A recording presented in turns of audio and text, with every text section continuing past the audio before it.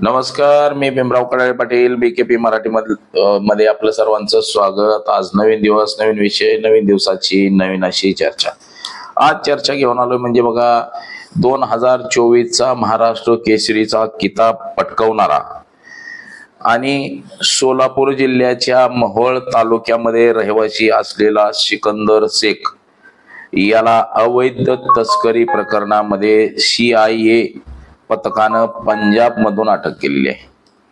म्हणजे गुन्हेगारी स्वरूपाचं प्रमाण एवढं मोठ्या प्रमाणामध्ये मित्रांनो वाढलेलं आहे की महाराष्ट्राच नव्हे तर देशभर गुन्हेगारीकरण मोठ्या प्रमाणामध्ये फोफवलेलं आहे।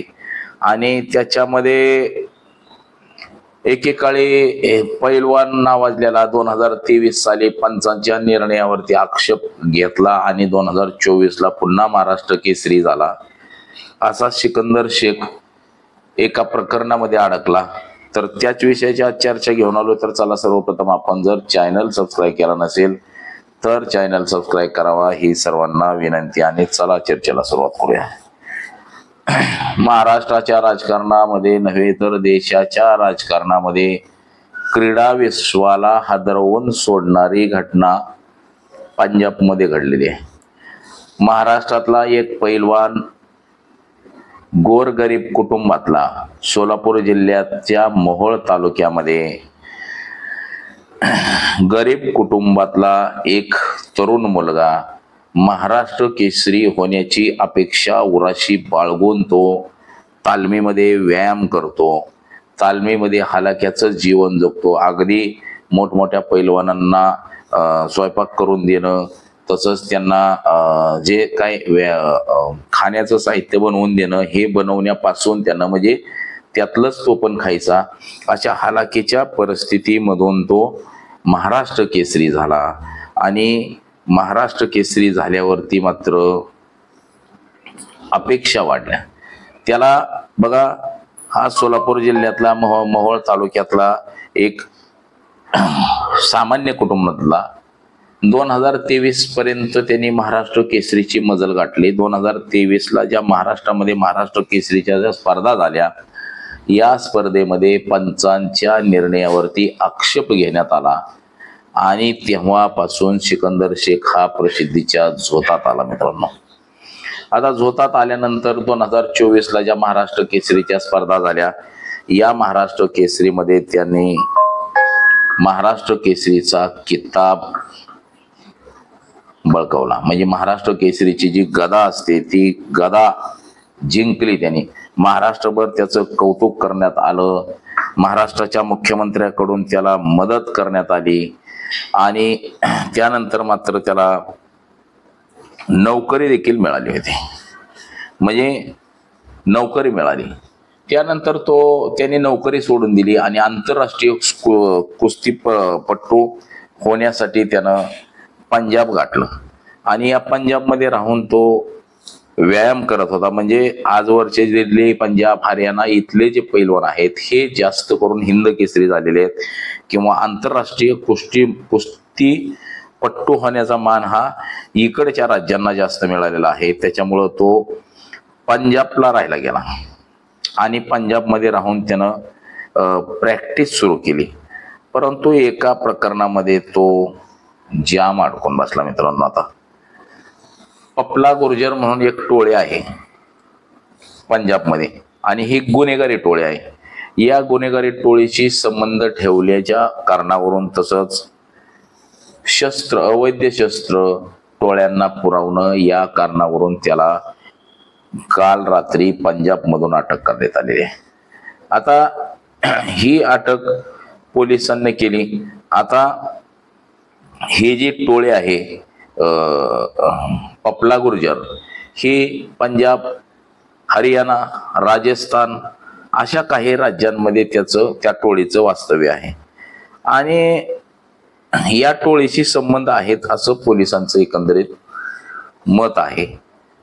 म्हणजे पोलिसांनी जे आरोप ठेवलेले आहेत त्या आरोपांमध्ये सिकंदर शेख हा या टोळीसाठी काम करतो असं काहीसं पोलिसांकडून आरोप ठेवलेले आहेत। आता पोलिसांनी सुद्धा सिकंदर शेखच्या म्हणजे आता तो पंजाबमध्ये राहतो, सिकंदर शेखच्या कुटुंबाशी संपर्क साधून पोलिसांनी ही घटना सांगितली. त्यानंतर मात्र साहजिकच पोलिसांनी त्याच्या घरच्यांनी सर्व आरोप फेटाळून लावलेले आहेत. तसंच तेव्हा महाराष्ट्राच्या मीडियाला देखील हे सगळं प्रकरण माहीत झालेलं आहे. आता या प्रकरणी बघा 4 जणांना अटक केलेली आहे. म्हणजे CIA पथक जे आहे या पथकाने 4 लोकांना अटक केलेली आहे आणि हे शस्त्र तस्करी प्रकरणी म्हणजे अटक केलेली आहे. तर पंजाबमधलं जे मोहाली पोलीस स्टेशन आहे या पोलिसांनी या चौघांना अटक केलेली आहे. एकीकडे कुस्तीमध्ये यश मिळत असताना दुसरीकडे अवैध तस्करी प्रकरणामध्ये अटक झाल्याने कुस्ती क्षेत्राला मात्र जबर झटका बसलाय असंच काहीसं म्हटलं जातं. आता सिकंदर शेख हा सध्या पंजाब राज्यातल्या मुल्लापूर गरीबादास येथे तो सराव करत होता. म्हणजे मी जे मगाशी सांगितलं तुम्हाला की तो आंतरराष्ट्रीय कुस्तीपटू होण्यासाठी तो सराव करत होता. मग आता त्याला अडकवलं गेलंय का, खरंच तो अडकला, ही देखील आता शंका निर्माण झालेली आहे. आता ही जी पपला गुर्जर टोळी जी आहे ही हरियाणा आणि राजस्थान मधल्या म्हणजे गुर्जर टोळीशी जी संबंधित असलेले जे काही गुन्हेगार आहेत या गुन्हेगारांशी थेट या पैलवानाचा संबंध आलेला आहे. म्हणजे असलम शेख सिकंदर शेख जो आहे या सिकंदर शेखचा थेट संबंध हा या टोळीशी पोलिसांनी जोडलेला आहे. म्हणजे पोलिसांनी असं सांगितलेलं आहे की ह्याच्यावरती या टोळीनं बरीचशी जबाबदारी दिलेली होती. आता त्याचं झालंय असं की पोलिसांनी दानवीर आणि त्याचा साथीदार बंटी हे 24 ऑक्टोबर रोजी XUV घेऊन गाडीतून शस्त्र घेऊन मोहालीत आले होते. ही शस्त्र सिकंदर शेखकडे द्यायची होती, म्हणजे दिलेली नव्हती. सिकंदर शेखकडे शस्त्र सापडली नाही, परंतु जे 2 गुन्हेगार शस्त्र घेऊन आले होते ते गुन्हेगार सिकंदर शेखकडे हे शस्त्र ठेवणार होते असं पोलिसांनी सांगितलंय बरं का मित्रांनो. म्हणजे जे हे 2 गुन्हेगार आहेत या 2 गुन्हेगारांनी जाणीवपूर्वक किंवा ह्याच्यामध्ये कोणीतरी कट कारस्थान केलंय का आणि त्यामध्ये त्याला अडकवलंय का. म्हणजे आता कुस्तीपट्टू किंवा ह्या सगळ्या क्षेत्रामध्ये असंच चालतं मित्रांनो. तर ठेवायचं ठरलं होतं. संबंधित शस्त्र कृष्णा उर्फ हॅपीकडे पुरवण्याची जबाबदारी ही सिकंदर शेखकडे होती. म्हणजे ह्या दोघांनी जे अटक केलेले आहेत बंटी आणि दानवीर या दोघांनी शस्त्र आणायचे, सिकंदर शेखकडे ठेवायचे आणि ते सिकंदर शेखनं कृष्णा उर्फ हॅपीकडे, म्हणजे तो पण गुन्हेगाराचा आहे, म्हणजे ह्या पपला गुर्जर टोळीचा तो गुन्हेगार आहे आणि त्या व्यक्तीला पुरवण्याची जबाबदारी ही सिकंदर शेखवर होती असं पोलिसांनी सांगितलेलं आहे. आता त्यांच्याकडं पुरवण्याची जबाबदारी ही त्याच्यावरती होती असं पोलिसांचं एकंदरीत म्हणणं आहे. म्हणजे XUV कार जी आहे त्या कारमधून हे 2 जण आले शस्त्र पिस्तूल घेऊन आणि ते सिकंदर शेखकडे देणार होते. म्हणजे त्यांना पोलिसांनी अटक केल्यानंतर त्या तपासामध्ये त्यांनी सांगितलं की आम्ही अशा पैलवानाकडे ते हत्यार देणार होतो आणि त्यानंतर तो दुसऱ्याला देणार होता. म्हणजे हा सगळा डाव कसा वाटतोय आपल्याला बघा. आता ह्या सिकंदर शेखचा वडील हमाल आहे आणि हमालाचा मुलगा महाराष्ट्र केसरी झालेला आहे मित्रांनो. पुण्यात 2023 मध्ये झालेला म्हणजे 2023ला बघा पुण्यामध्येच ही कुस्ती स्पर्धा झाली. त्यावेळेस 55 वरती आक्षेप घेण्यात आलेला होता. म्हणजे माते गटातील अंतिम फेरीमध्ये पंचांच्या निर्णयावरती आक्षेप घेतला होता त्या सिकंदर शेखनं आणि त्यामुळे तो प्रसिद्धीच्या झोतामध्ये चांगला आला होता. त्यानंतर मात्र 2024चा त्याने कुस्तीपट्टूचा म्हणजे महाराष्ट्र कुस्तीचा त्याने किताब पटकावला होता, म्हणजे महाराष्ट्र केसरी झाला होता तो. आणि त्यानंतर मात्र त्याला साहजिकच बघा क्रीडा कोट्यातून लष्करात भरती करून घेण्यात आलं होतं. म्हणजे जे आपलं भारतीय सैनिक आहे लष्कर आहे याच्यामध्ये त्याला भरती करून घेण्यात आलं होतं आणि त्याच्यामध्ये त्याला नोकरी देखील देण्यात आली होती.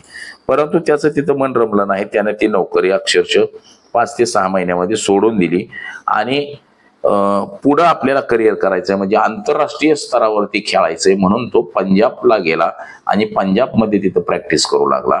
म्हणजे आता महाराष्ट्र केसरी झाल्यानंतर जे काही मानधन मिळत असतं, मानधन मिळतं, तसंच कुस्त्याला कुठे गेल्यानंतर त्या कुस्त्यांमध्ये मानधन मोठ्या प्रमाणामध्ये मिळत असतं. आणि ह्या सगळ्या मानधनावरती तो सध्या जगत होता आणि त्यातच त्यांनी आंतरराष्ट्रीय कुस्तीगार होण्याचं ठरवलं आणि पंजाबला गेला आणि या गुन्हेगारी कृत्यामध्ये तो अडकून बसला. आता तो खरंच या गुन्ह्यामध्ये इन्व्हॉल्व आहे का त्याला जाणीवपूर्वक अडकवलं गेलेलं आहे हे देखील पोलिसांनी शोधणं गरजेचं आहे. परंतु महाराष्ट्राचा एक महाराष्ट्र केसरी मात्र गुन्हेगारी टोळ्यांच्या कारवायामध्ये अडकलाय हे तितकंच खरं झालेलं आहे मित्रांनो. म्हणजे आज महाराष्ट्र केसरीवरती ही वेळ आलेली आहे. महाराष्ट्र केसरी या गुन्ह्यांमध्ये सापडलेला आहे. तर महाराष्ट्र राज्याचे मुख्यमंत्री देखील या महाराष्ट्र केसरी सिकंदर शेखला मदत करतील का, किंवा खरंच जो तो गुन्हेगारी कारवायांमध्ये सक्रिय सहभागी असेल तर मात्र त्याची सुटका होणं कठीण आहे. आणि सध्याचे कायदे हे कडक आहेत, परंतु त्याची इन्व्हॉल्वमेंट किती आहे त्या प्रमाणामध्ये जर त्याच्या मोबाईलचं लोकेशन किंवा त्याच्या फोनवर जर या लोकांचे जर म्हणजे तो बंटी आणि ते हे जे दोन गुन्हेगार आहेत जे XUV मधून रिव्हॉल्वर घेऊन आलेले होते, जर त्यांनी फोन केलेला असेल किंवा त्यांच्या फोनवरनं फोन केला असेल, म्हणजे पोलिसांनी जर हे CDR काढले तर त्या CDR मध्ये मात्र जर याचं नाव निघालं किंवा ह्याचे फोन कॉल्स निघाले तर मात्र सिकंदर शेखला कोणीही वाचवू शकणार नाही. आणि दुसरं असं की जर तो त्यामध्ये त्याचे CDR जर नाही निघाले किंवा त्याने फोन जर नसेल केला या गुन्हेगारांना तर मात्र तो सही सलामत सुटू शकतो. बघा आता तो महाराष्ट्र केसरी आहे. महाराष्ट्राबद्दल आपल्या सर्वांना अभिमान आहे. महाराष्ट्र केसरी आज एका प्रकरणामध्ये अडकून राहिलेला आहे, तर हे कुठल्याही महाराष्ट्राच्या माणसाला आवडणार नाही. जर तो खरंच इन्व्हॉल्वमेंट असेल तर त्याच्यावरती नक्कीच कारवाई होईल. आणि जर तो महाराष्ट्र केसरी झाला म्हणून आक्षापोटी कुणी जर हे षडयंत्र रचलं असेल तर त्यातून तो सही सलामत बाहेर सुटावा हीच प्रत्येक महाराष्ट्राच्या माणसाची महाराष्ट्राच्या मनात असू शकतं की एक चांगला कुस्तीगीर, चांगला कुस्तीपट्टू काही प्रकरणामध्ये अडकला तर हा लवकरच सुटावा असं प्रत्येक माणसाला वाटेल. परंतु तो गुन्हेगार असेल तर तो सुटलाच नाही पाहिजे, असंच काहीच सध्याचं एकंदरीत मत आहे. तर मित्रांनो बघा, आज एवढंच. माझा सहकारी अनिकेतचं, मी भीमराव कडाळे पाटील, BKP मराठी, इंदापूर, पुणे.